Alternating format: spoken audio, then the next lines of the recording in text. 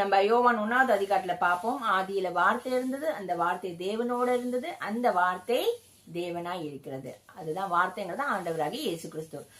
நான் எப்பவுமே சொல்லுவேன், ஆதியாகமத்துல பாத்தீங்கன்னா அங்க திரியேக தேவனை எப்படி பார்க்க முடியும்னா, பிதா சொல்லுவார், அந்த வார்த்தைங்கிற இயேசு கிறிஸ்து செயல்படுவார், ஆவியானவர் அசைவாடி அதெல்லாம் நடப்பிக்கும்படியாக ஒவ்வொன்றும் பிரித்து அங்க ஆக்ஷன்ல காமிப்பார். ஆமீன். சோ இந்த இடத்துல இவர் என்ன சொல்றாரு, இயேசு கிறிஸ்து சொல்றார், நான் தான் வானத்துல இருந்து இறங்கின ஜீவ அப்பம். நான் இந்த அப்பத்தை புசிக்கிறவன் மரித்தாலும் என்னவா பிழைப்பானா.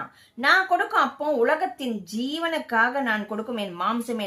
நான் கொடுக்க என்னன்னாக்கா, பாவத்தை விட்டு பாவிகளை ரட்சிக்கும் பொருட்டு தன்னையே ஜீவ பலியாக ஜீவ அப்பமாக நான் அவரையே நமக்கு கொடுத்திருக்கிறார். இந்த வேத வசனம் தேவனை குறித்து பேச இயேசு கிறிஸ்துவ குறித்து நம்ம காணும்படியாகும். சோ நமக்கு ஒரு ஜீவ அப்பம் உண்டு. யார்? அவரா? கர்த்தராக ஆண்டவராக இயேசு கிறிஸ்து. அவர் தான் அந்த வார்த்தை இல்லையா? சோ இந்த வார்த்தை தான் நமக்கு லிவிங் வேர்ட். இந்த வார்த்தையை நம்ம புசிக்கிறச்சே என்னவா, நம்ம மரித்தாலும் பிழைப்போம். எப்படி? நம்ம இந்த பூமியில எல்லாருமே ஒரு நாள் மரிக்க தான் செய்யணும்.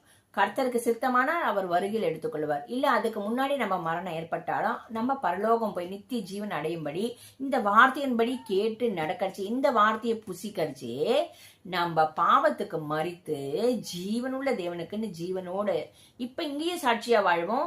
ஒரு நாள் மறித்தாலும் சரி, இல்ல அவர் வருகையில் எடுத்துக்கொண்டாலும் நம்ம அவரோட கூட ஜீவனோட நித்திய ஜீவனோடு கூட நம்ம இருப்போம். ஆமீன்.